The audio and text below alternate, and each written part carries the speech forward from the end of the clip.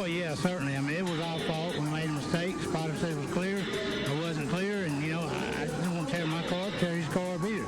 I respect everybody, and I demand respect. And, you know, I apologized to the guy when he came over the car, explained to him what happened, and then he took it to another level when he started calling me an idiot and whatever else. And I don't appreciate that. I'm not going to take it. I told him how I felt. I called him out. He didn't show. You know, and so, you know, I'm good with it if he's good with it, but I'm not going to be disrespected by no means. Yeah, I guess I had a dinner date at Applebee's last night that I didn't find out until it was too late. It's a shame. I love their riblets and boneless wings, but... All right, folks, welcome back to Meet Me at Applebees, your number one unrefined motorsports podcast. It's Brien here, as always, with Ashley. But no Rob. He did not decide to wake up at 2 in the morning, wherever the fuck Sweden he is right now, to record with us. But as mentioned probably 16 times over the last few weeks, we told Buddy, but our friend Buddy Pulley here, asked him yesterday, last minute, just to double check, make sure he wanted to join us, and here he is. So, yeah, we got Indy to talk about, not a whole lot else, but there's plenty to talk about with Indy. So, folks, how we doing this week? I'm good. I feel bad that Buddy didn't get asked to be on this podcast. He was told that he had to be on this podcast. Yeah, pretty much. It was very, yeah. It was very much like, hey, you want to fill in for Rob? Yeah. All right, cool. Well, you're also gonna be Rob as well this week. Yeah. Well, as listeners know, you know, I have the shittiest laptop ever that craps out constantly, and Ashley doesn't have one, so that leaves you, the professional media man you are, in charge of the media duties, and yeah, as our guest, being in charge of the most important part, recording this. So anytime I do another podcast in my life, I'm definitely getting the guest to edit and like record and do everything. No, I'm happy to do it though. We appreciate it. Yes, absolutely. Cool. Well, with that, so let's start off with Indy on Friday. So the trucks and ARCA were at IRP. I didn't see any of the ARCA race because it was on too early in the day. I was doing shit, but I did see an ARCA brake incident with some car crashing in turn 2, and a good 10 seconds later, another car comes and T-bones it. I forget who exactly it was, but unfortunately it wasn't Cody Dennison, so I don't know. Yeah, I don't remember the names. I know that NASCAR took a while to throw that caution, too, so that car was just kind of parked sideways. It's way more exciting than the ARCA race I went to at IRP last year. I'll say that. Do we know who won? I think Brent Cruz won. Because I think I remember seeing who won and being happy about it. So yeah, it was Butterbean versus Brent, and then Brent won. So that's right. Good for Brentley. He's still a child, so he's very much a child. Yeah. I won't back that. And they both ran in the truck race after that. Yeah, both sweethearts. Well, that's good. You have more experience with them than I do. So yeah, I guess that's ARCA. None of us really watched it, so there you go, folks. Yep, that's it. Moving on to the truck race. For an IRP race, it wasn't necessarily the most exciting race in the world. I think there was only one, maybe two cautions aside from the stage breaks. This is pretty much the Lane Riggs show. He led the majority of the race. Had a good lead at the end and, just took it home. Chastain, he had a bonehead move where his lugs didn't get tightened all the way in a pit stop and ran over his own wheel, leaving the pit road. I believe he still ended up with the top 10. Mm-hmm. He had a really cool-looking truck. I'll give him that. I love the watermelon scheme, so that was neat to see. What else happened in that race that I can think of? I don't know. I don't really have much notes about the race. I did see that Caden Honeycutt just got married, so his team surprised him with a graphic on the back of his truck that was like the little dangling cans. So yep, that was I saw that. Cool. And I remember him getting interviewed about that. So yeah, that was neat. And I can't remember how he did. I mean, he's been doing fairly well this year, just not necessarily getting the finishes for it. What else? Jamie Little called Watkins Glen a short track. Yeah, she did. Yeah, I'm sure it is. Yeah. Fucking A. Jesus, Jamie. And Corey Heim locked down the regular season championship with 2 more races to go. So not really a surprise with the season. No. And he finished 4th, but he even admitted, he's like, yeah, I didn't have the truck tonight. And it's rare with Corey Heim. I mean, usually either he's winning or he's winning and then something happens and he's out. So for him to just straight up lose but still get a top 5 just kind of shows how powerful that team is right now. Also in the top 5 was Stuart Friesen, who ended up getting DQ'd. His truck was too low, and that was only the beginning of his misfortunes, which we'll talk about later. But yeah, that's pretty much it for Friday. Although, yeah, Cup practice got rained out, although they did a short session on Saturday before qualifying. That also happened.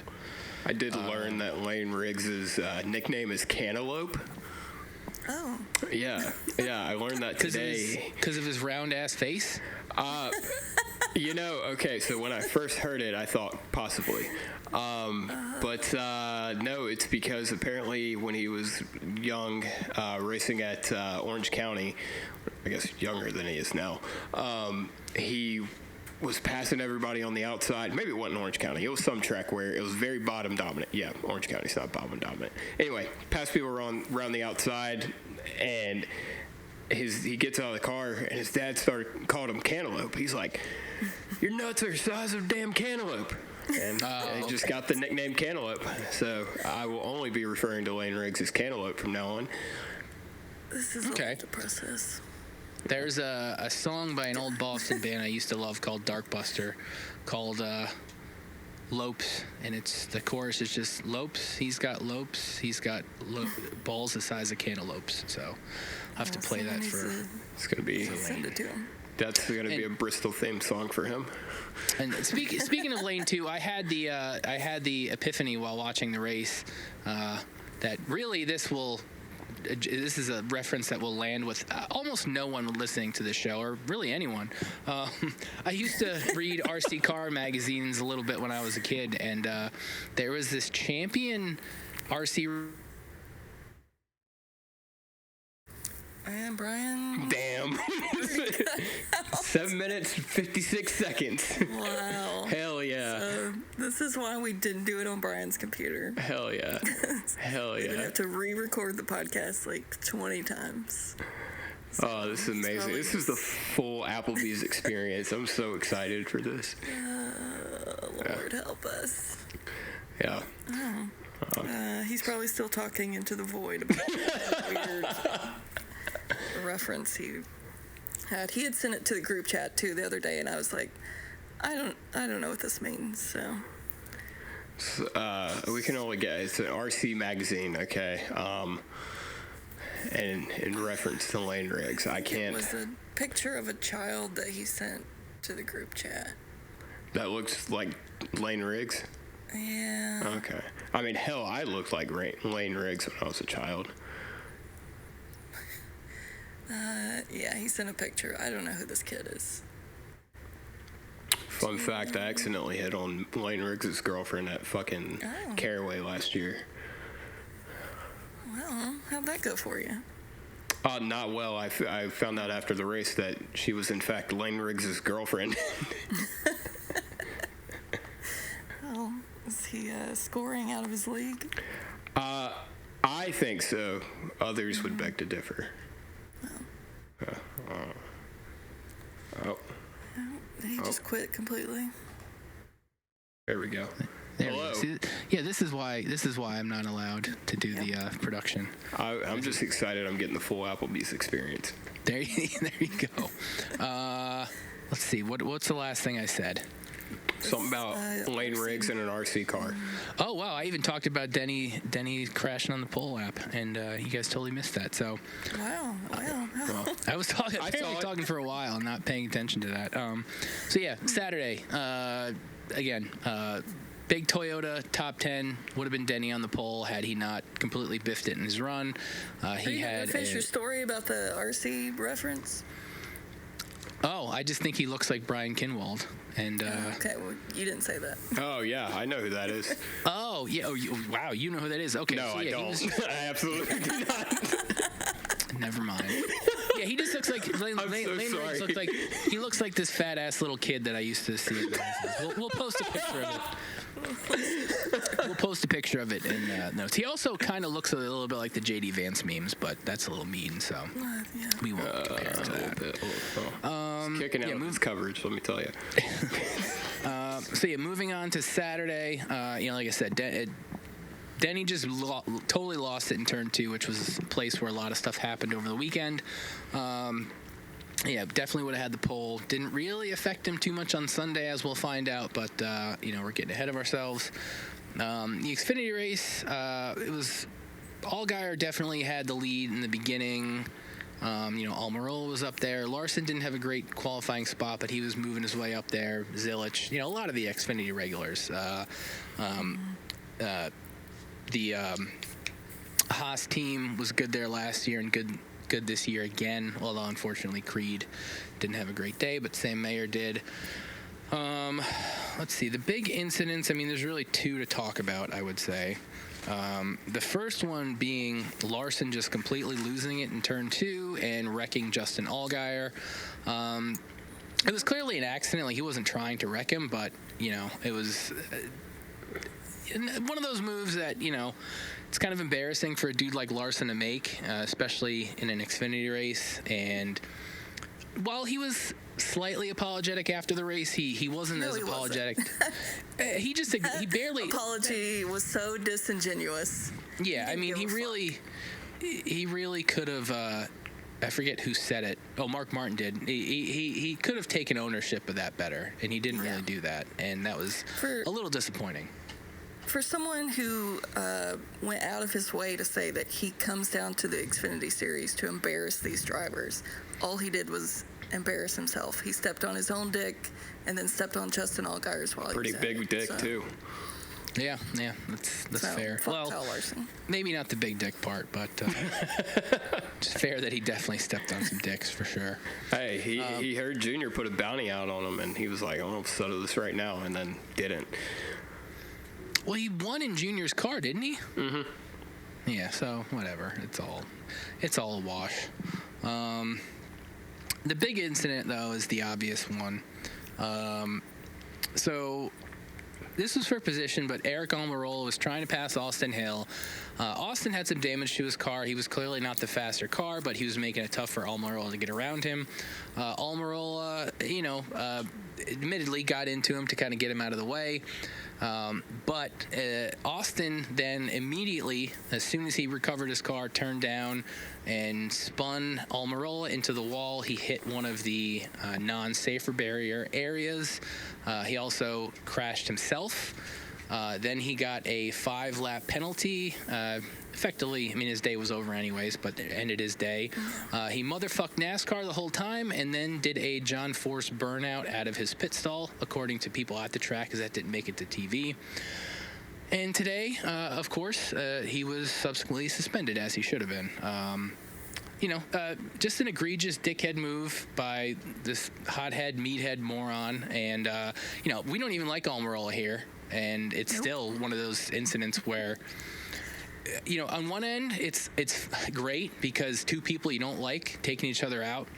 But at the same time, it's one of those completely unsafe ways of doing it. And, he should be suspended, as he is. And won't have to see him this weekend. So, fuck him. And I also loved Richard's post-race interview saying NASCAR's just picking on them and they're just a blue-collar team trying to race, which are big words from a guy with a winery, multimillionaire, been on top of the sport for 40 years. So. Very starch white shirt, too. Like face full of Botox.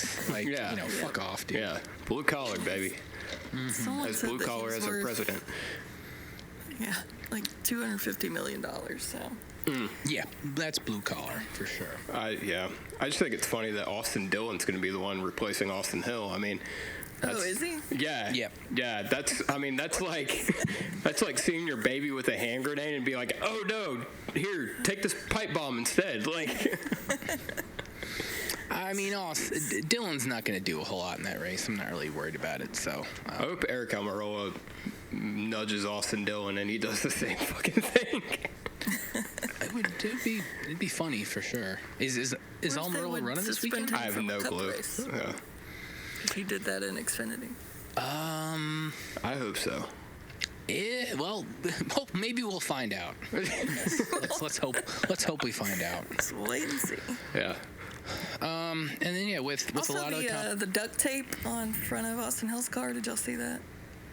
That had Yes. the grumpy face drawn on it. Yeah. It was a very accurate portrait. I missed that. That's funny. It was. Yeah. And then from there, I mean, a lot of the competition was kind of out of the way. Connor Zilic was able to overtake Taylor Gray, who thought maybe we were going to see his first win finally, but nope. It's over him and Sam Mayer. I mean, I think that's his fifth win of the season on 3 different tracks. Yeah. 3 different types of tracks. So Yeah. I'm not sold on this kid. Yeah. It'll be no surprise to see him in Cup next year. I think I'm wondering what the title fight's going to be. It seems like it's going to be Allgaier versus Zilic in the finals, but because those are the only 2 guys that have won a lot consistently this year. So I don't know who else would really challenge him at this point. Yeah. I was annoyed by this, just simply. Not annoyed. I like Connor, but again, fuck Larson, because I felt like this 100th win for JRM should have been Allgaier's. He's got 25 wins for that team. It just, in my heart, I wanted it to be Allgaier that got the 100th win, but I was still happy to see the team get 100, and Junior there celebrating with that big-ass flag. I was waiting for him to bonk somebody in the face with the pole. But. Yeah, I don't know. Connor Zilic is... Oh, he's William Byron light to me. I don't know. I'm pre-ordering the hate. No, he's here. I'm here. I don't know, man. Zilic has definitely got a lot more going for him than Byron did. Byron was literally just a fucking iRacer that family put him in a race car. Zilic is... he's got a lot more skill and a lot more training, and I think he's going to succeed a lot faster than Byron did. I can understand maybe from like a personality standpoint, but I think he's got way more personality than William Byron. Yeah, I'm kind of just mad that he's good. I mean, it'll be annoying if he comes out the gate and starts winning a ton. Like I'll totally understand, that viewpoint on it, but he's not even there yet, so let's see what happens. But I do enjoy watching him and Jesse Love's bromance on social media. Yeah, that's cute. It's funny. Makes me like Jesse Love more. Yeah. So get him out of RCR. Yeah. Yeah. That brings us to Sunday. I would say, before we get into the actual notes, this was a pretty standard Indy race as far as it being, kind of strung out, not a whole lot of passing. Obviously, aero and whatnot is a big issue. This race seemed to be more about strategy. We saw that earlier in the race with, like, the Penske guys pitting off sequence, and even at the end there with, Blaney and Haley and Catherine Legg, leading with like 20 to go, on different strategies and things like that. So, it's Indy. It's never going to be an incredibly exciting race, but, obviously a few things to talk about. Right off the bat, Michael McDowell wrecked Ross Chastain. Hang on, call him by his government name that you put in the notes. Oh, Michael McDipshit. Yeah. Thank you. He dumped Chastain, took him out, and then the first restart, he took him out. Don't even fucking argue that, Ashley. Threw an aggressive block and slowed in front of him, and McDowell just didn't lift. And I hate both of these guys, so I don't give a fuck about either one of them. Michael McDowell's a good Christian man, and he didn't like Ross Chastain going to a Coldplay concert with limes instead of watermelons. Like, I mean, he didn't. There we go. But he got his comeuppance as soon as the race restarted. He got a flat and hit the wall, and that was it. That was the end of it.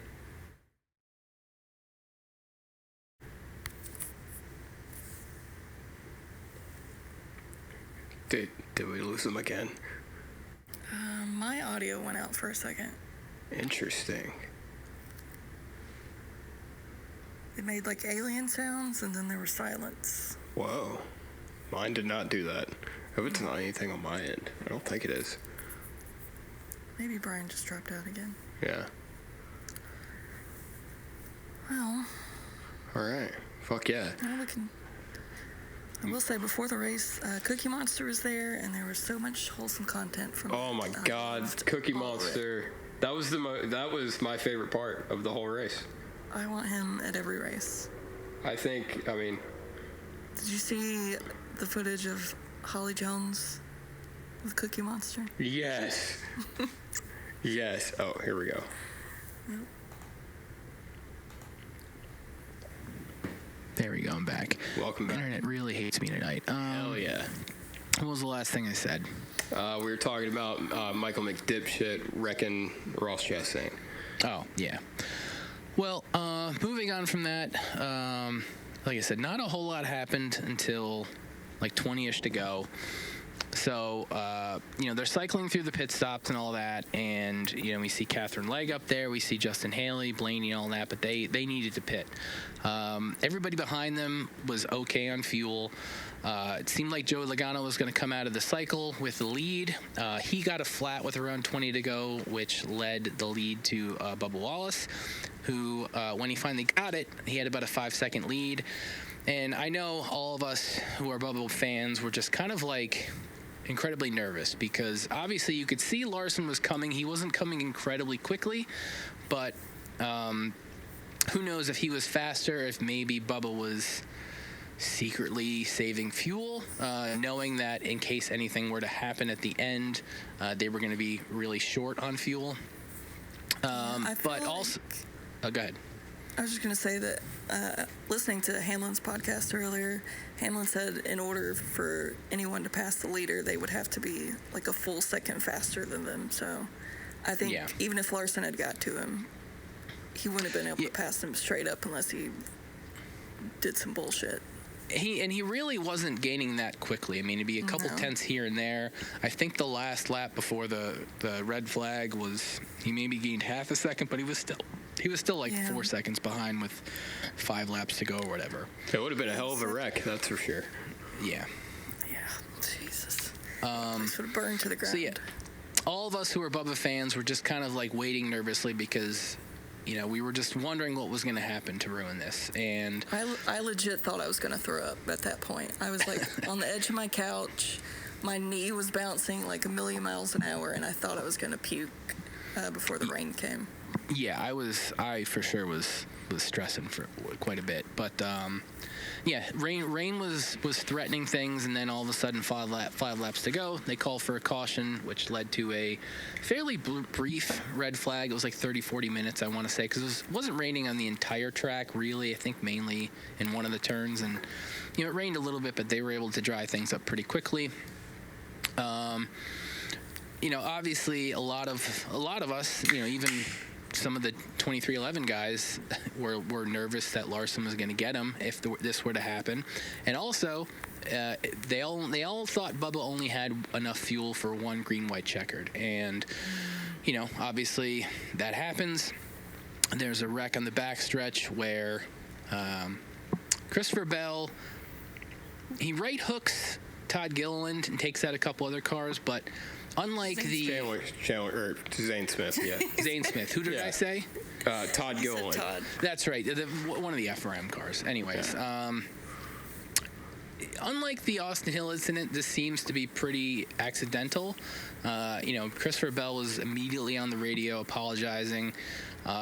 Didn't seem like it was on purpose, hence no penalty today. Although, to be fair, we didn't really get great replays of it. There wasn't nearly as much footage as there was of the Austin Hill incident, but regardless, it definitely seemed like more of a mistake than a purposeful incident. But well, it pissed me off. Of course. I mean, we all just wanted the race to end, and obviously we're all nervous that Bubba wasn't going to make it, but the team decided to stay out, and thankfully it paid off because Bubba Wallace is your 2025 Brickyard 400 champion. Well, I think it was funny. Apparently, up until coming to the green on that final restart, up until like turn 4, they were going to pit, and like they kind of called. They were like, "Were we pitting or not?" And then Charles just kind of didn't give an answer soon enough, and they went green. Well, I mean, there was no point. I mean, either if you pit, you're going to lose. If you run out of gas, you're going to lose. You might as well fucking try it. And we saw what happened with, Reddick. A couple, the previous caution where he came into pit and he ended up getting wrecked out of the race because of it. So, skill issue. Nope. Yeah. No point in not going for it, and thankfully they did, and it paid off. Bubba's first win in 100 races, breaks a winless streak, puts him in the playoffs. No, they are not the first non-chartered car to win a race. There's already been a few of those, but obviously the first under these circumstances. Hang on. The first non-chartered to make the playoffs, though? Yes, they are, 100%. Yes. And our Lord and Savior SVG was the first open car to win a race. Yeah. No, I think actually... that's probably not right at all. In the playoffs. It was... AJ Allmendinger won at Indy a few years ago. Wow. That was a non-charter. Oh, yeah. How was that? I was there. Yeah, we were both there. Oh, wow. We were both there. I fucking forgot. I'll be damned. All right. Well, congratulations, AJ Allmendinger. that was a fun race, but regardless. I mean, I don't really know what else to say. I mean, I think all of us fans of Bubba's, I mean, he hasn't had a horrible season, but he's it's been tough seeing him not win and not get the finishes he deserves, and to finally have that monkey off his back now, and hopefully this continues.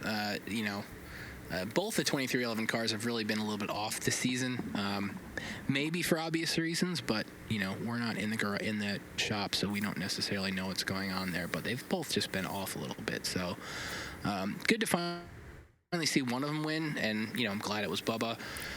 And go ahead. Oh, I was just going to say, I finally understood fully the phrase screaming, crying, throwing up, because that last lap was the most intense lap I have ever experienced as a NASCAR fan. Because, Chase is my favorite, but Bubba is right there. I love Bubba so much. And he's not doo-doo water like Chase. Okay, well, shut up, buddy. We try to be a little more subtle at our Chase digs on the show. Oh, we do? I mean, there's nothing to dig at, so this is about Bubba. I just spit out my beer. That was fucking hilarious. Good. Yeah, that whole last lap, I was so convinced he was going to run out of gas, and that track is so long. Those laps take so fucking long when you're on the edge of your seat like that, and I sobbed like a fucking baby the whole last lap, praying to gods I don't believe in to please let this man have enough fuel to make it back to the line. So I probably cried for an hour after the race, because I cried the last lap. I cried when the whole field came up to him on the cool-down lap to congratulate him. I cried again when Amanda came out, and she was crying, and Bex was with her, and then all of that. And then I cried again when Bubba was, laying on the bricks, holding Bex, and, then Bubba started sobbing. And were you crying when he Simba'd his kid? That was badass. That was awesome. that was awesome. And then I cried again when he came to the TNT booth after the race, because he was emotional that whole interview. So I was a blubbering mess because, I don't know, it was just such a huge, special win. And he needed that so bad. And Yeah, he did. Somehow through osmosis, Ashley transferred her tears over to my mother, because I called my mother like an hour later and she was also still crying. It was very emotional. I didn't cry, but I did yell quite a bit, so there's that. And this is one of those races, too, where, you know, obviously his detractors and the dumbass racist fans out there, the other DARFs, they didn't really have a whole lot to say about this one. I mean, you really had to look for the negative comments, because this was Bubba straight up beating Larson on 2 restarts. There's really nothing to say about that. He won the race straight up clean. You know, there's no asterisk to this win. He won the fucking race. So, really, I think shut up a lot of people. And as Bubba said, did he drop Bubba didn't have much to say after the win. He was very emotional. Jesus Christ. It was, what a day for Bubba Wallace. We should keep a tally mark on how many times Brien. Oh, I'm writing down the timestamps. Okay. Yeah. Well, good job. Thank you. Yeah.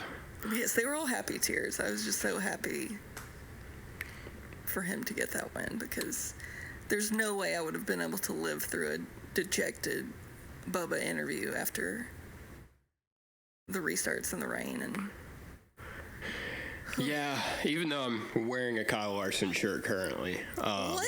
You showed up to this Applebee's family dinner? Well, yeah, you see my name on the recording. It's Rob Motes. I had to play the part. I quit the show. I mean, I bought this shirt because Kevin Harvick. It actually doesn't say Kyle Larson on it. It just has a giant 5, and so it's a Kevin Harvick shirt.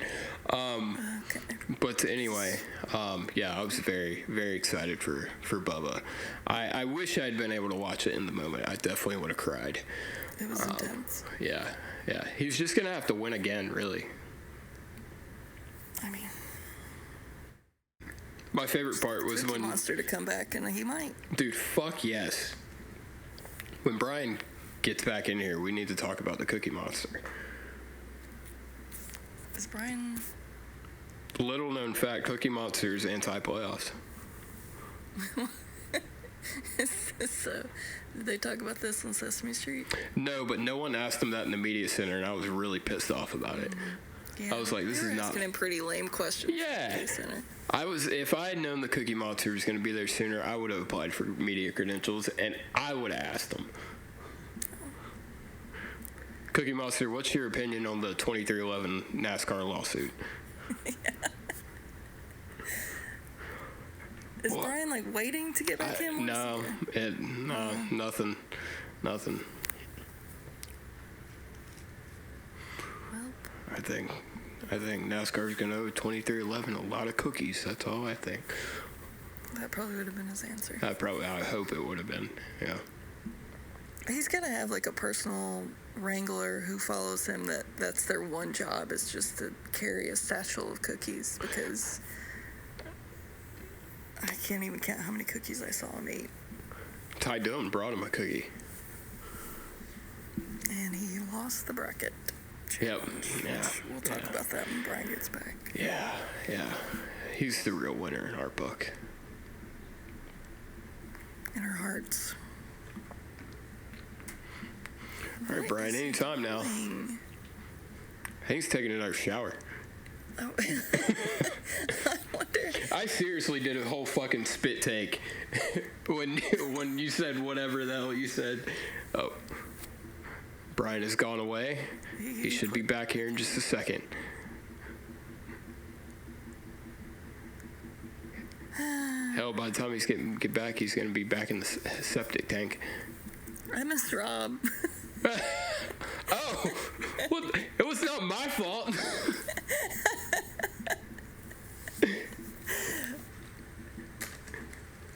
What is he doing? I don't know. I don't even know what to talk about. 'Cause it's stuff that, like, I'm sure he would want to chime in on. Yeah. There was a fan who tried to stop Bubba from winning with 2 laps to go by throwing their beer on the racetrack. I bet it was a fucking Michelob Ultra, like a fucking It twat. probably was. Yep. Yeah. I bet it was a chase. I mean, never mind. You know damn well it was a Kyle Larson fan. Let's let Trying to bygones give be him one more bygones and let's call him a Michael McDowell fan. I don't think he has any fans. That's true. That's true. Catherine Legg got a 17th place finish, which is good for her. Is he dead? I don't know. I'm gonna text him. Did his computer burst into flames?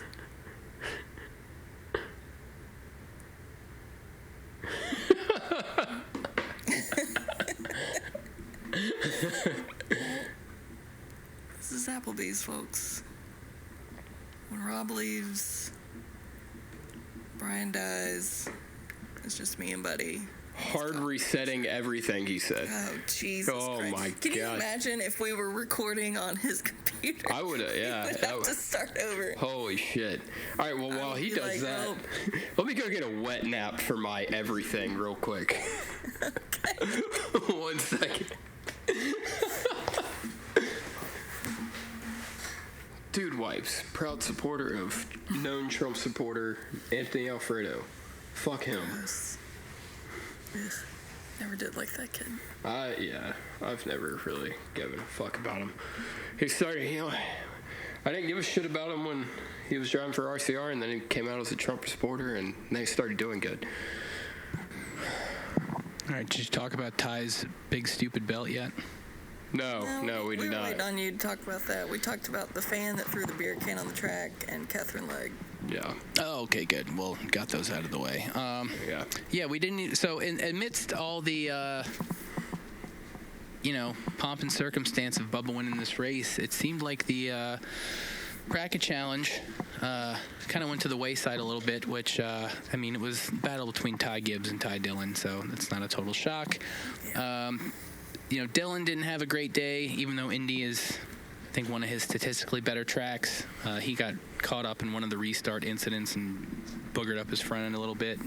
Although Gibbs got into that last wreck as well, so it seemed like maybe there's a chance that Dillon would pull it off. But nope, Ty Gibbs was your wet fart bracket challenge winner for the first time around. I think Ty Dillon was a few laps down at that point, too. Yeah. So. Yeah. I did think it was nice how Ty Gibbs offered to give Ty Dillon $10,000 of his $1 million to charity. But I thought that was a nice. It was, yeah. It was a nice we gesture. also learned this week. I mean, we all kind of knew it, but NASCAR blatantly promoted it as the driver would get $1 million. But this week they were like, we're giving it to the team owner, which. I think that's how all payments go anyways. Yeah. So. That's true, but you can't promote it as giving it to the driver. That's your big selling point. It's fair, and second, be like, just kidding. It seemed like a lot of people, both in the garage and in the media too, were a little taken aback by that. So, whatever. It's NASCAR being NASCAR. Ty made it rain with some fake shitty dollar bills, and then he was given a AEW title belt, which for those who don't follow wrestling, that's the other wrestling company that's on TNT. They have a very big belt, and it looked even bigger on little baby Ty, so that was funny to see. There was a great video of Ty making it rain from above onto fans who were diving to the concrete to try to get this fake money because they thought it was real. So. Wow. Well, all right. You could probably sell those dollars on eBay. Let's look while we're on the subject. Let's see if there's any Ty Gibbs dollars on eBay right now. I have some Bowman bucks from the Ally activation at Daytona last year. I have. What did you buy with those? 0 wins apparently. Oh. I have a tried. stack of Davey Allison Winston Million bills that obviously never were given out because he didn't win, but I forget where I got those. Oh, that'd be... Yeah, they're not on eBay, unfortunately, so that's a bummer. Darn it. Well, Brien, we haven't gotten to speak to you about this. What's your opinion on the Cookie Monster? I mean, I watched Sesame Street as a kid. I was totally fine with him being on TV for this whole deal. I got no issues with it. I mean, hard hitting reporting here. Yeah. I lamented to True Love about how no one, I don't know what lamented means, but that sounded like the right word to use in this context. But about how nobody asked him about the NASCAR playoffs. Like, no one, he's a known anti-playoffer, so. Is he? Okay, well. Yeah. You know, NASCAR didn't want to poke the bear or poke the monster. I guess not. I suppose. Poke the monster. Hell yeah. So yeah, I guess. Cup news, real quick. Denny signed a 2-year extension. Yes, which should be no surprise. I mean, he got a bunch of sponsors this year. He's been winning, and you know, as he stated on his podcast, if they went back to some sort of season-long format for the points, he'd probably stick around even longer because he feels like he'd do better in that format. So not that there's definitely not going to do that now. yeah. Well, not that you know, it's part of the notes anyways. I mean, that was talked about a lot this week, and you know, I think unfortunately at the end of the day, a lot of this seems to come down to the TV partners and them wanting the playoffs. You know, it still remains to be seen what's going to happen. You know, I'd personally be okay with, you know, an old school chase format where, you know, it's the regular season, then you do the top 10, battle it out. And even if you wanted to do that, you could pick, well, whoever's the top 4, you know, for the last race, then you could just do your one race shootout. If you want to do that, that'd be fine. But you know, that was one of the news and notes was Daniel Trotta and Larry Mack throwing a lot of shade at, you know, what everybody has determined to be Mark Martin, being one of the vocal voices who still wants, you know, the season-long championship to come back.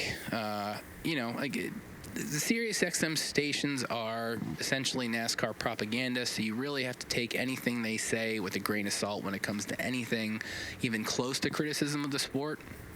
Obviously, it's a bit shitty of them to do that and then, you know, pull the Trump move denying that Mark was who they were talking about, but everybody knows it was Mark that they were talking about. Larry Mack does not have any championships. Yeah. And neither is Daniel Trotta. Yeah. Well, as Ashley was about to say, Danielle was, you know, tweeted at Mark Martin, and they both still denied they were talking about Mark, but we all know it was fucking Mark. So yeah. Larry also tried to backpedal and say, if you listen closely, I said it's an active driver, and he definitely did not say that. So. Yeah, Danny was like, well, we truth that. He didn't say that. So. We truth that. Yeah. I've never listened to this show before, but just hearing that one clip, I don't understand how anyone could sit through that show. It's North Korean state-run media. Like, that's all it is. Like, I mean, it's fucking ridiculous. It's the same as Hawk Tour or Holler Talk or whatever the fuck that podcast is. Like, Talk to her. Yeah. I don't know if she's back, but nobody cares anymore. Disappeared into a cave. Nah, she's back, but I don't know if I'd compare it to Talk to because I have anytime I'm with my parents, like they still have. That's like what my they listen stepdad has to? in his car. Well, when I'm in his car, I always put it on because you know that's what I listen to. Talk but, to him? No, I wasn't even talking about the podcast. I'm talking about Sirius. Hawk Tua is code for Holler Talk when we want to talk shit about Holler Talk on Twitter, but we're not supposed to because we're media members. Spiraling out of control. Yeah, really confusing us with your extra inside info. I'm sorry, it's a lot of Gen Z. Yeah, you gotta clarify because I definitely thought we were just talking about that girl. No. Yeah. But also, right now, if we did have a current regular season-long points battle, the top 4 in points right now are separated by 20 points. So who would be leading? Elliott. Oh. Yeah, I mean, I'm in favor of playoffs, man. I'm really, really like these that we. I'm gonna call Applebee's security and get you removed. That's fine. I'm taking my fucking samplers back to my house, or whatever they're called here. Let's see, other things. So the San Diego race officially got announced. There was some promo videos. I honestly, I hate to admit it, I didn't see any of them. I guess I just don't really care. Brien, they were so good. So good. I don't know. Cinema. I don't know why I didn't even bother to watch it. It's just like, okay, whatever. Because they're doing this to replace the street race, and it's not really a street race. They're doing it on a military base, which immediately killed any desire for me to go. And that's definitely my negative that I have about it, is that it's replacing Chicago, which is a true street course, and putting it on a naval base, which is, the security at that place is going to be insane, and it's not going to attract random people off the streets like Chicago did. So yeah, I mean, it brings another race to California, but they already have one road course in California. They need another oval in California. So, and they also said this is probably going to be a one and done deal too. They said, don't expect this next year either. Just probably just a one and done. So, I mean, it coincides with their 250th anniversary. Yeah, I don't mind it. I think it's kind of cool just because. Look, I'm not the most patriotic person in the world by any means, but I think it is kind of cool that they are doing it, just because I think it'll give an opportunity for some of these military members to. I mean, obviously they could go to races, but I think it would be cool for sure. like them to kind of. Yeah. I think it would be a cool experience. I mean, they do air shows there and stuff like that, so I think it'll have some sort of attraction there. Sorry, my cat was climbing on top of me. But the promo video, Brien, shame on you for not watching it. I'll watch it once the show's over with. Carson Hocevar asked the ultimate question of life when they were going over the layout of the track. He said, "Why did we not bring SVG?" And that's a question I ask myself every day when I go anywhere. I did see the one clip where they're just like talking about their nicknames, their pilot names or whatever. That's the only one I saw. I guess I missed. So I did see a little of them, but not the good one, I guess. I will be calling Chase Elliott Peaches from now on. That's my driver. Big missed opportunity not to call William Byron baby-faced assassin. I did appreciate the Sabrina Carpenter reference, though. Yeah. I just appreciate Sabrina Carpenter in general. Don't we all? All right. Big news in the NCAA world. The football. I thought this was a nickname. It is. Well, I can't find his real name. Nasir, Nassir. Okay. I'm looking at some article, and they don't even say his first name. Nasir NASCAR McCoy committed to the Ole Miss Rebels over a bunch of other schools. Again, I don't know anything about this guy. I don't watch football of any type.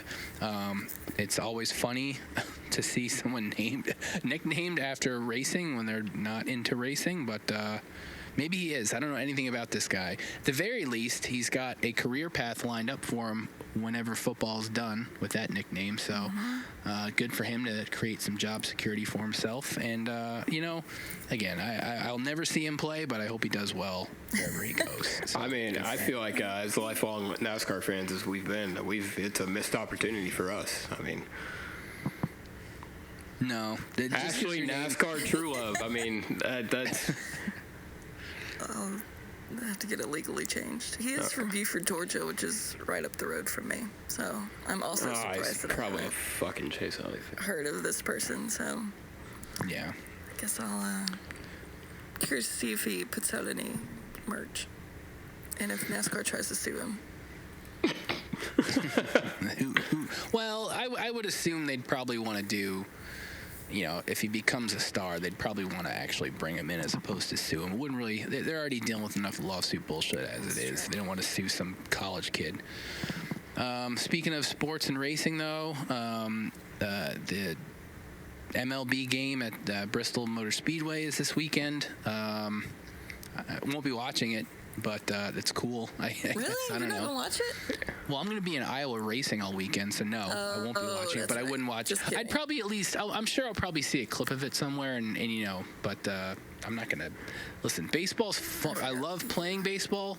Watching it, unless you're at a game, is not for me. So. I like that Dale Jr.'s running the car, promoting this baseball game 2 weeks after the game happens. Is he? Yes, he's running the car in 2 weeks. It says. Oh, well, yeah. that's just the throwback paint. I know, but it's funny as fuck. Still, yeah. Well, no, it actually says like the Bristol, whatever the fuck this game's called, on the car. Well, somebody in the fucking JRM shop should have planned that out better. You know, They you still had all sold year to plenty of figure it out. merch. ahead of Yeah, time. yeah, they've gotten plenty of my money. Yeah. Yeah, I don't ever watch baseball, but I'm definitely going to be watching this just for the visual of it. And the teams are running like special kind of NASCAR-esque influenced uniforms. So, Yeah, I forget who, but somebody posted a picture of one of the players that had a 44 on there as their number, and it looked a lot like the old Slim Jim 44 number, so with just a little bit of touch up to it. So they said they're expecting 85,000 fans there, which will be an all-time attendance record. yeah, that's a lot for baseball for sure. Who had more Tim fans, McGraw's Indy or gonna this sing, baseball so. game? Was there an Indy car race? There was. I didn't watch any of it. I think. Oh, no, I'm in Indianapolis. Oh, yeah. Yeah. Well, we didn't State talk this about weekend. that. People were bitching about the attendance, but it's like, you know, Indy never sells out, and 70,000 people at a NASCAR race, even if it looks empty at Indy, is more than a lot of races these days. So 33,000 more than Darlington, or no, 23,000 more than Darlington. So. well, that's how much Darlington fits. Yeah, exactly. Yeah. So yeah. So. A little bit of non-NASCAR news. Brittany Force hit a new speed record in her top fuel dragster, over 343 miles an hour. So that's a new world record from her. Very cool to see. There was a clip that went viral of one of my favorite motorsports monster trucks, where I forget which truck it was, but they had a bad landing. One of their wheels flew off and then flew out of the stadium where they were running and flattened a car. Oh, Like completely my God. old school flattened a car. Thankfully, no human beings were squashed, just vehicles. Yeah. But that was one of those scary things that thankfully really doesn't happen too often. It's been a while since anyone was killed at a monster truck show. It has happened, but it's been a while. Hopefully they didn't have nationwide. They're not doing shit for you if they did. Yeah, I wonder. I'm very curious as to how that's going to work. Because if I was the owner of that car, I know a couple years ago a tire hit a lady's car at Indy. Yeah. In one of the practices. Yeah. And No, it was Roger during the bought her- race. Oh, during the race. That's Yeah. right. Well, yeah. Roger bought her a new car, and that's what whoever's running this promotion should do. So. Yeah. Probably trying to avoid a lawsuit, so. Yeah. Yeah. I definitely unlocked a new fear. It reminded me, there's a horror movie called Rubber. I love that movie. I have seen that. Yes, that movie rules. That's what it made me think of. Is that the movie where the guy sticks his head in the window and the window goes up and chops his head off? I don't remember, but this movie is literally about a tire that just rolls around by itself and kills Oh, people. okay, never mind. Different. Final Destination had a scene like this where the car, like the tire went in the grandstands and then. I think that's how Ned Flanders' wife. What the hell's her name? I think that's how she died. No, she died in The Simpsons at a NASCAR race. I think a tire flew in and knocked her off the grandstands and killed her. So. How do I not remember this? Yeah, no, this was 20-something years ago now, but yeah, Oh. that's how she died. Well, speaking of The Simpsons, but not quite, a new paint scheme was just announced. Oh, yes, the King of the Hill scheme this weekend. Yep, he's running King of the Hill on both Xfinity and Cup cars.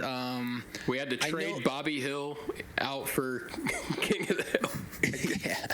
Austin. Well, yeah. So as Ashley mentioned, Austin Hill will still be represented in some way at this race. I know there won't be merch there, but if there is, I plan on buying whatever they have. Has Joey Gase ever had merch in his whole life? He had a diecast. He had several, actually. Well, yeah, that's everybody gets those. I do have John Force ran a King of the Hill scheme like 20-something years ago, and I do have a die cast of that, but I don't think there is any other merch made of it. So I'll be on the lookout, but I don't expect to find anything. Let's see here. So the AI picture of the week. This was great. So Hulk Hogan died, and not many of us are mourning that. But Chase They got Elliott the wrong orange guy. Yeah, they definitely got the wrong orange guy. You're so close. Chase Elliott was mourning this literally 2 hours after the news of Hulk dying broke. The AI factories in India were on it. They had a picture of Chase crying at Hulk's casket, while Hulk was wearing like a blue singlet, which he never wore. Well, actually, he did wear like some sort of red, white, and blue thing when he was Mr. America. But that's He was wearing story. blue for Chase. With all of his abs exposed, and Chase is somehow in the casket with him crying. Yes, within 2 hours. What a sweetheart. So that was just they're on it over there in India. So I might change my opinion of Chase, man. What a nice guy. And yeah, I guess my last note is I'm going to Iowa this weekend. Going to be at both NASCAR races and the Saturday night 360 Nationals at Knoxville. Hopefully we'll have enough time to make it to the museum while we're over there as well. But me and my buddy Greg are going out there. He came with me to Michigan, and I'm very excited about it. I've never been to Iowa before, and You're in should for be a a good treat. time. Why do you say that? It's just because it's Iowa. What the fuck? All right. It's real fucking cryptic. Yeah. It's just not a lot going on there. But I'm sure you'll have fun because you'll be at a race. There's a Slipknot museum somewhere in Iowa. Oh, really? Yeah. I'll have to look This that up must because have opened long after I went. There at least used to be. I don't know if they're. I'm pretty sure they're, but it's definitely not anywhere near the track. I don't think. But look it up, I'm looking it up right now because I have my flight does not leave till like 6 o'clock on Monday, so I'll have all day Monday. I was about to say how When far. do you fly in? Yeah. I'm leaving. My flight leaves at like 4 in the morning on Saturday, so Oh, yeah. Hell yeah. I mean it's fine. I There's wake a up. Slipknot museum. I wake up It's that not early to go to the permanent flea standalone market. So museum. It's not. It's part of the Knot Fest Iowa event, which is a one-day Oh. festival celebrating Slipknot's 25th anniversary. What? yeah, well, They had that at every Slipknot concert during their 25th anniversary. then yeah, that's why they had it. Oh, my apologies for the misinformation. Getting me all fucking excited. I'm sorry. I was. It's fine. I disappointed Brien and killed True Love. 2 tragedies. Oh, Jesus. Can't Yeah, save so you now. while Ashley recovers, so I think I'm okay. yeah. So dart for the week this week. Like I said earlier, with the Bubba win, I mean we expected the dumbass racist fans to be out in full force after this win, and thankfully they weren't because they really didn't have much to say. But I would say this post from a guy named Brian Griffin, Family Guy fan on Facebook, really sums up just kind of every little stupid thing I saw and just how brain dead these types of people are. So let's go. Darrell Wallace Jr.'s Brickyard 400 Indy win serves as much purpose, relevance, and importance to Paul Menard's Brickyard 400 win from 2011, that being Wallace's last ever NASCAR Cup Series win. Well, that's not right. By the way, this isn't a dig towards Menard. Paul is a very talented driver who's been kicking ass in other racing leagues, and he was pretty decent in NASCAR. His stats do not back that up, despite not winning a lot. At least with Paul Menard's win, it didn't need to have any overtime bullshit. Well, Bubba would have had the fucking race won without the overtime bullshit, dickhead. And he earned it straight up, as did Bubba. With Bubba, on the other hand, it took him 5 fucking seasons to finally win a regular season race. Well, it took Paul 4. in a fifth Joe Gibbs car, essentially. The same type of car that 8 years ago won the NASCAR Cup Series championship with Martin Truex Jr. in Furniture Row Racing. What the fuck? What does that have to do with anything? Don't let the media gaslight you into thinking that's impressive or well-deserved win, when in reality it's not. His teammate Tyler Reddick has been outrunning him consistently. Now he's just dicking around for another 3 years, hogging the ride away from somebody like Corey Haim, who deserves it more than him, until he finally gets kicked to the curb. How come Daniel Suarez gets booted from Trackhouse Racing, but Wallace won't from 2311 despite putting up near the same results? Well, that's also not true. Even Why as are we Suarez bringing Daniel into this? Yeah, don't talk shit about my boy Daniel. I mean, yeah, Daniel won, but I mean, if you look at their numbers, Bubba is more consistent than Daniel. No offense, buddy. I'm not shitting on you. It's okay. I'll take my Daniel Suarez chain off in shame. If you know, you know. I won't say it, but it's the cold, hard truth. Bubba will be riding the coattails of the Indy one, and it'll be the only noteworthy thing he has accomplished his entire career outside of that one 2014 truck season where he won 5 races with Kyle Busch.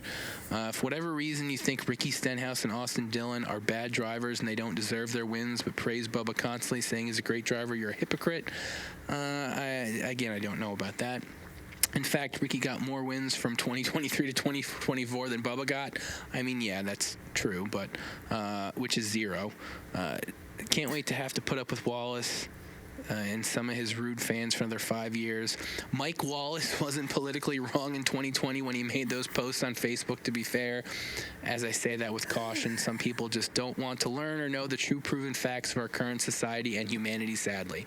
Again, total brain dread, MAGA drivel from a complete moron who just, is completely blind to the facts and statistics. I'm really impressed, though, because as dumb as this guy's whole statement was, he at least spelled Darryl right in Darryl Wallace Jr., which rarely happens. So, yeah. Don't give him any praise, buddy. That's, I'll let him know that right before we send him to the electric chair or whatever you like to do. Yeah, I'm trying to think of the punishment for this guy. I mean, it's death, but I'm trying to think of a fun one. Definitely death. Death by watermelons. Just get crushed to death by watermelons. Holy shit! All right. Well, that's probably a weird thing to say. I was trying to make a Ross Chastain thing using watermelons for Bubba. No, let's strike that back. I think he should die by getting Simba'd over a cliff, but then whoever's holding him drops him. Yes, that's much better. Thank you, buddy. Thank you. I'm gonna get canceled now. You're definitely canceled. Yeah. Well, hopefully Rob comes back. A lot of people upset when people would mention the fact that Truex also only got 3 wins in his first 10 years in Cup. There's so many. Sterling Marlin, So Michael many, Waltrip. yeah. Like, there's so many fucking drivers that it took years to win.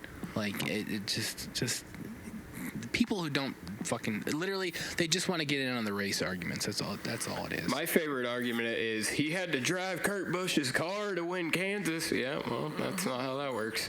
Yeah, no, it's ridiculous. Yeah. I do So, yeah, death. mention Paul Menard, though, because Paul Menard is a big Corn fan, so I I forgot about appreciate that. Paul. Yeah, it's not to necessarily throw a ton of shade on Paul. I mean, he was a weird dude, but likable overall. Now it's time to dive into the septic tank, and as I mentioned, it's not going to be a very deep dive because none of us watched anything. Dipping a little toe in it. Yeah, I mean, there really none of the big. I mean, I checked a couple times. None of the real big series were running this weekend, at least that I noticed. USAC was running, but it was a lot of just smaller races, places. So, and again, that's not necessarily any of ours forte. So we don't have, 20 different race results to According to Jamie Little, the only short track race I watched over the weekend was I watched the NASCAR Classics from Watkins Glen. So. there you go. Our apologies to Rob that we have just really let you down. Yeah, we failed. Sorry, pal. Well, I mean, look at who you have running the show. To look up anything. I would say really the biggest news of the last week it came last night, and it's pretty unfortunate news. We had yet another injury at a top level in a dirt car. Stuart Friesen, calling back to his DQ over the weekend.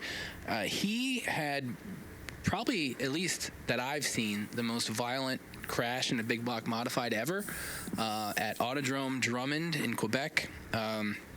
Basically, he went over the cushion on the backstretch. Seemed like he hit the blunt end of a wall, like an exposed end of a wall, flipped his car back onto the track where he was hit by a couple other cars. His body was completely gone. The body of the car was pretty much completely gone. Thank you for clarifying. Holy shit. Which they cut away from immediately.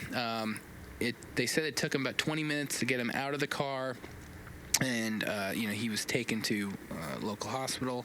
As of right now, I mean, he was, awake and stable and all that, but he's got, broke his leg, an open book pelvic fracture, which I didn't look that up, but anytime the word open is used as a description for a health issue, it's never good. So if it's what I'm thinking it is, it's got to be incredibly bad. His racing season is almost definitely done. So I can't imagine he'll be back in anything by the end of the year. It's going to take a lot of recovery time for him to get back in anything. So, and even though I'm not a Friesen fan, you never want to see this type of stuff happen. And best wishes to him and his recovery. Sucks for him, especially after getting a win in the trucks and making to the playoffs there, and he won't get to experience that. So best wishes to him, and we'll update you guys as we hear things. So I wonder who will fill in for him. Have they said? I have a vote. In the trucks, who's your vote? Because I have no idea. Yeah. Jade Avedissian. In no way, shape, or form qualified, probably, because she's only run supers and pro late models, but Toyota driver and a hell of a talent. Yeah, sure. I don't know who else they would put in the truck, and it's his truck, so he kind of has some ownership over that. But I don't know. Personally, I'd love to see another big block guy get in it, but I doubt he's going to do that. So who knows? But I'm sure we'll find out put his in wife the coming in there. weeks. Didn't she race sometime? Oh yeah, she races, but she's not any good. She doesn't. I think she's only. I feel like she's raced like a couple of the dirt truck events, but that's it. She flipped at Knoxville in the truck. There we go. So, put her in. Perfect. Yeah. But that's pretty much it. Yeah. I don't have anything else. God bless. Yeah. Buddy, Buddy, as the cars tour guy, you are a short track media member. So as they claim I am. Car Store is running this weekend. They are running at Hickory Motor Speedway for the Throwback Classic. There's lots of cool throwbacks that have been unveiled so far. Doug Barnes Jr. is driving a Dale Earnhardt Tasmanian Devil. That's so far number one for me. There's some other really good ones, like there's a DW Tide throwback. There's a MGD Rusty Wallace throwback, of course. Bubba throwback to his short battle. There is a Bubba throwback by Isaac Kitzmiller. Keelan's running one to his grandpa. Yeah, Paul Linville. It was really wholesome. Oh, it was. I cried. Yeah. When they did that. Yeah. So, but anyway, it's also $50,000 to win, which is the biggest purse in late model stock history. I think it technically ties for the biggest purse because I'm pretty sure the Thanksgiving Classic at Southern National a couple years ago had that. But anyway, it's the biggest night in car store history, bar none. So I'm super excited for it. A lot of good stories going into the weekend. I don't think we can overstate how big $50,000 will be for the person who wins it, unless it's like one of the KHI cars or a Dale Jr. car. Either way, it's great. Late model stock racing is healthy. Short track racing is healthy. and we're going to see a great show Saturday night at Hickory, and you'll see me. I'll be down there as well, obviously. So excited. I'm not going to watch it because I don't have whatever it comes on, but I'll be keeping up on social media. So thank you for your service. Paint schemes. I will be there in person so. in a couple weeks at Anderson, but that's not this weekend. No, but yeah, I don't know. I'm super excited for it. Follow me on all my social platforms, and you can follow along It's too. not plug time yet, motherfucker. That's why I didn't say the username yet. Save that for the end. All right. But yeah, with that, I guess it's time to flush it on down because we don't have a list of results for you. So, Just let this one mellow. We don't really have to Buddy already handled it for us, so it's been flushed. God, I can't tell you how long I've been waiting to do that. Glad you're excited for it. True honor, man. So yeah, video of the week this week. I picked a Knoxville Nationals race from 2000, since I'm going to be in Iowa and at Knoxville for the first time. Yep. The 1 week that our short track guy is gone, Brien picks a sprint car. Yeah. Oh come on, it was a fine race. It was a fine hour of viewing. So I very much enjoyed it. We had Ralph Shaheen and Brad Doty in the booth for this one. He talked about kind of the history of the race itself and how hard it was for first-timers to win here. There were 128 teams entered this year. Steve Kinzer, of course, was one of those drivers, and he had won 11 times in the last 20 of those 40 years. That's kind of the there's a lot of pre-race stuff, interviews with people, blah, blah, blah. We see a very funny little shot of an office where they're talking about outlaws.com because, this is 2000. Yeah. A lot of companies and, teams and everything were just figuring out the internet at this point. So they really had to hype that up and, showed old school browser pictures and all that stuff. So that was very funny to see that little, command center for the internet. There's a recap of all the heat races and stuff from the nights prior. Steve Kinzer did not get a good starting spot for this race, and he says 30 laps might not be enough for him to make it up front. The whole event was sponsored by Ratbag Games, which at first was funny, but then I realized this was the company that made the first World of Outlaws games and a couple other dirt games. I don't know if they were involved in Dirt to Daytona or not, but I feel like they might have been. So yeah, funny name and a funny sponsor, but they had a reason to be there. So this one did have some commercials, but it was kind of a weird edit where some of the breaks were gone and a couple of them were in there. But we get a couple commercial breaks. This first one, we see a Pennzoil ad with Brett Favre where he rubs motor oil underneath his eyes like eye black. So that was smart. There was an AutoZone ad, an Air Force propaganda ad, one for the Mopar racing team, and then a pretty funny NHRA on TNN ad with a family at a used car dealership trying to be sold a Snap-on Top Fuel dragster for the family. So that was very cool. The teams are out on the track doing their four-wide salute and all that, and Ralph Shaheen points out the Queen of Knoxville is down there taking pictures with her heels in the mud. And we get disappointed that there wasn't a shot of that. Yeah, I was looking for that too, and I was like, "What? Of all the times you don't show this girl, I was very disappointed. Yeah. Daniel Zosky and Donnie Schatz are on the front row, and a pretty stacked roster of most of the big name sprint car guys that were running at this time. The Blaneys, all the Kinzers, Howden Shield, all that stuff. They're all there. Lap 4. Steve Kinzer ends up flipping after trying to avoid Jeff Shepard and Dale Blaney spinning. Everybody's okay, and both Blaney, actually all three of them, as soon as they get out of the cars, they're just trying to figure out if they can get back in the race or not, which all three of them do. The next commercial break, We get an Amoco commercial, which they were sponsoring the series at the time, with a guy getting anxious about giving his car keys to a valet and just deciding to go and get Chinese food by himself. We see a very rare ECW commercial for those non-wrestling fans out there. I mean, ECW was the outlaw promotion in the 90s, and 2000, this was at the end of their run. They got on TV right towards the end of the 90s, and it went very poorly, and the company went out of business like a year later. There's a PBR rodeo ad, a local ad for Water's Edge Marine.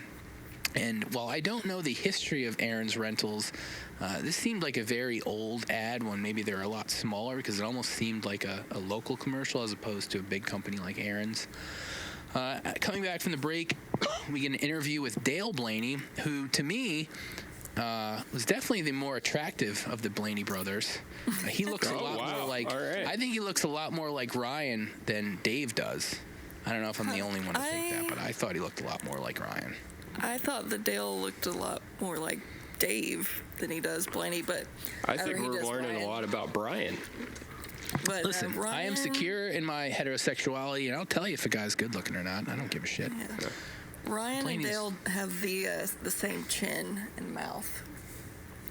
Yeah, I mean, well, yeah, I guess that's fair. He was a good-looking dude. We get Jeff Shepard, the third guy in that wreck, explaining what happened, just going a mile a minute as far as just running his mouth the whole fucking time. And Quicker than Britney Spears. he's trying to get back out on the track, too. We get a restart, and they mentioned that Danny Lazowski's team changed one of their gears during the red flag, which that's one thing that I do find cool and fascinating about dirt racing and short track stuff, is that guys can work on their cars with no penalty, and guys can wreck their cars and then fix them and just get back out on the track. Like, I enjoy that, compared to all the bullshit we deal with in the bigger series. And we see Mark Kinzer moving up there. He's the second Kinzer, I would say. I mean, there's a bunch of different Kinzers, but Mark, I would say, is probably the second most successful of them. We see a cool battle with Johnny Herrera and Craig Delansky, with Herrera moving up the field towards the front. On lap 13, Paul McMahon flips and brings out another red flag because he tore down a bit of the fence. At this point, we get a bunch of different interviews with pretty much all the big-name guys in the field.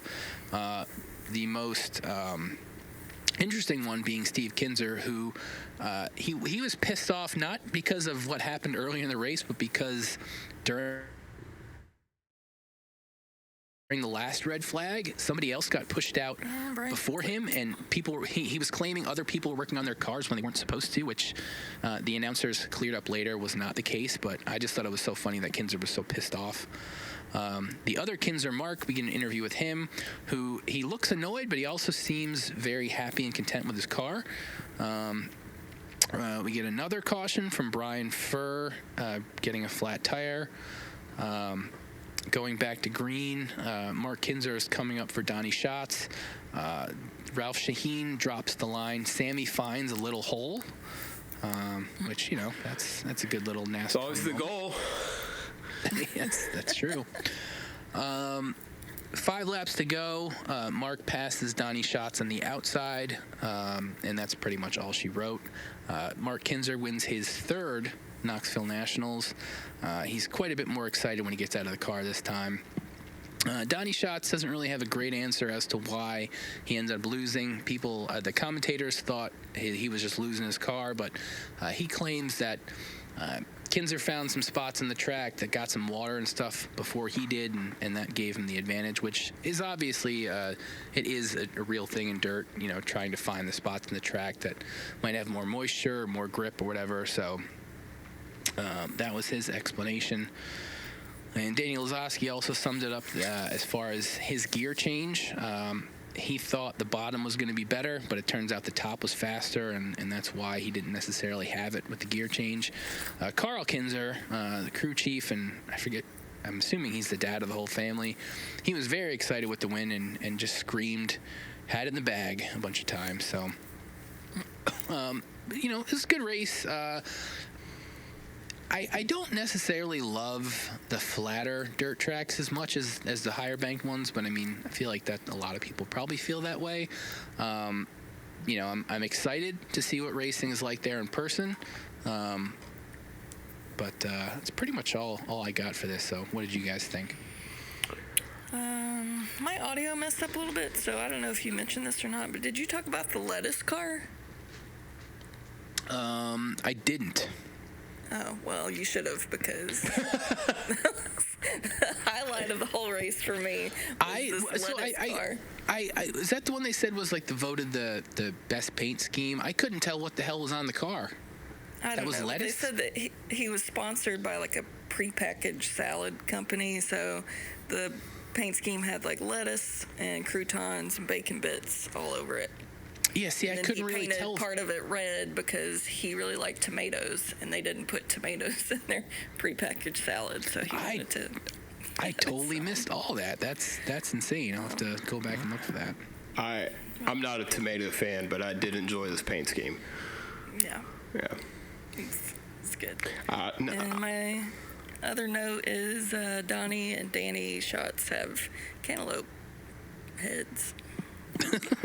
Yeah, Lane Riggs heads all over the car. Yep.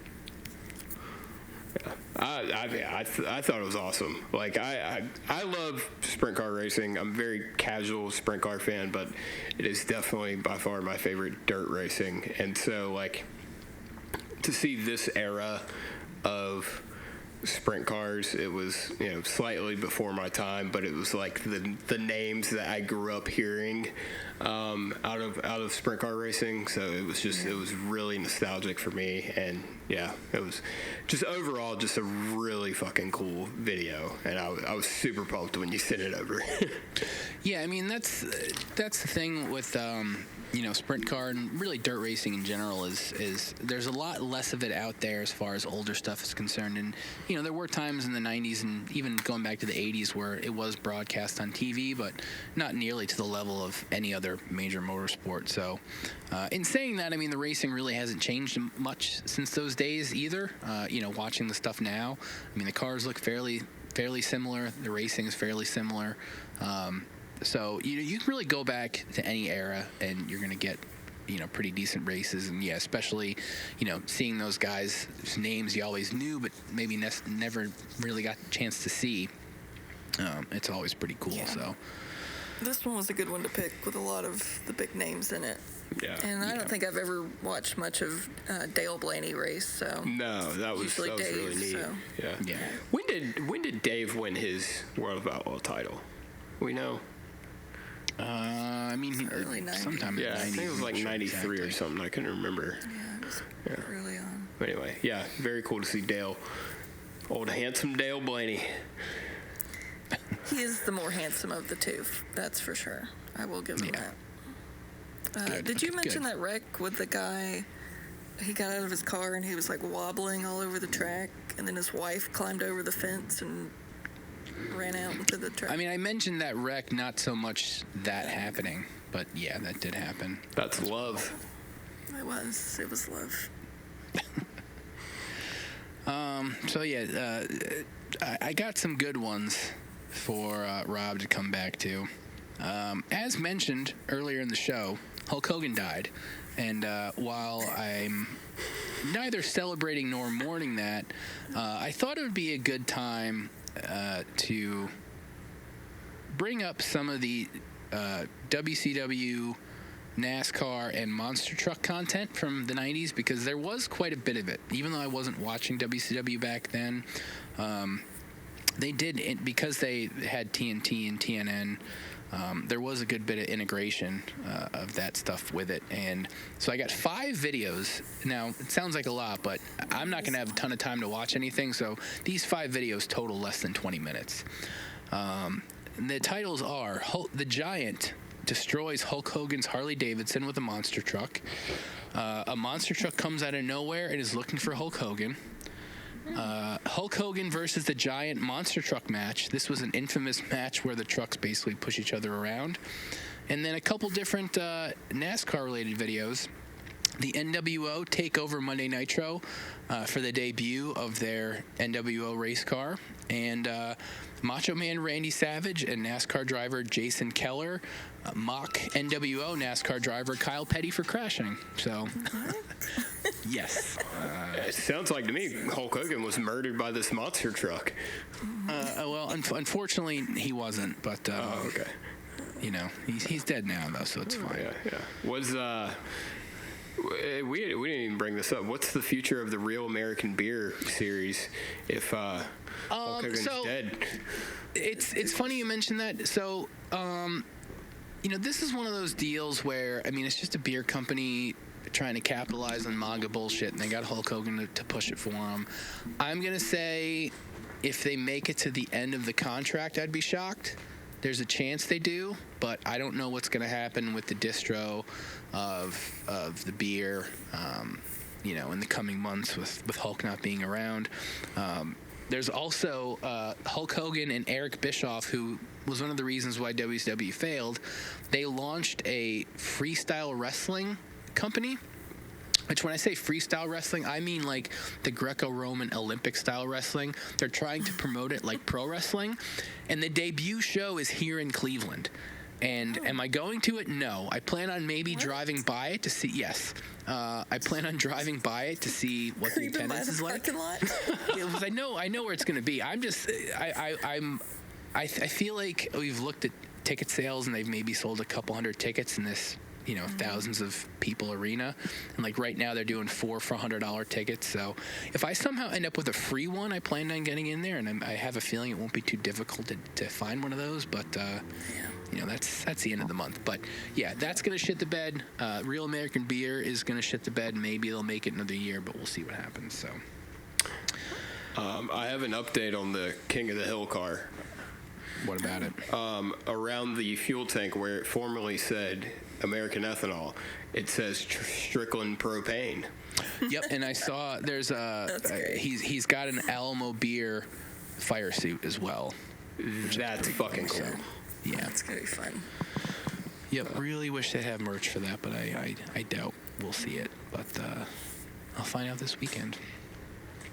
But yeah, I guess that's pretty much it. So like I said, I'll be in Iowa this weekend. Buddy will be at the Cars Tour race. True Love, are you doing any racing stuff? Do you need to borrow a Slipknot shirt? Oh, no, I have a Slipknot shirt. I'm not going to wear it, but Okay. I do have one. If I was going to Iowa, I'd definitely wear a Slipknot shirt. Come on, Brien. Yeah, you gotta blend in with the culture. Yeah. I'm going to fucking races. I'm going to be plenty blended in with culture there. I wore a Stone Sour shirt and Bubba Wallace won the race. Clearly there's a correlation, something. I don't know what, but... I forgot about that. Yeah. Any other new metal things we want to talk about? No. No, I think we're okay. Okay, we'll save it for another day. Make an executive decision. Okay. Well, as always, you can follow us on Instagram at meetmeatapplebees, on Twitter, meetmeatthebees. I am Speedway Screens on all the things. SpeedwayTSJ.etsy.com is the store. MMA Applebee's for 15% off at checkout, but I will be running a big 30% off sale this weekend if you want to wait a couple days and save a few more bucks. So check it out. I have nothing to promote. As usual, it's still Snake Mountain True Love. I just want to hear Buddy give us all of his car store plugs. It's at the Buddy Pulley on all socials to follow me personally. I host a late model stock related show on ATYL Media's YouTube channel, and this is the first time this is being publicly said aloud, but I also am writing car store content for Racing America. So, oh wow, cool. Yeah. So. If I had a free hand, I would clap, but I don't. Thank you. That's awesome. Yeah. So I'll snap for you. There we go. Wow. I feel loved, honestly. That's awesome though. When is that starting? That starts this weekend, and I don't know if you guys know, but I don't know how to read, so we're about to figure out how to write real quick. So, yeah. So, yeah, if you like Car Store, unlike Rob hates Car Store. Let's not let that war die. Does he hate the car? No, he doesn't. I just give him shit He because just doesn't watch it. Yeah. Well, neither. I mean, I've said it too. Like, I'll watch it occasionally, but I'm not a big asphalt short track guy. It just really doesn't do much for me. You know, I different. enjoy going to the races in person. I also, yes. Well, yeah, any race in person is going to be better than watching on TV. But yeah. But car store on Flow There you go. this weekend. Will Rob be back next week? I can't remember. We don't know. We don't know. I'm pretty sure. I'm pretty So, sure yeah, he gets back before next Tuesday. Okay, so yeah, Rob will probably be here. If not, maybe Buddy will be here. Maybe we'll ask him last minute again. Maybe not. Buddy's busy. He's got his own shit to do next week. Yeah. Cool. Well, with that, looks like the check is here. So thanks for joining us again at Applebee's, and we'll talk to you all next week.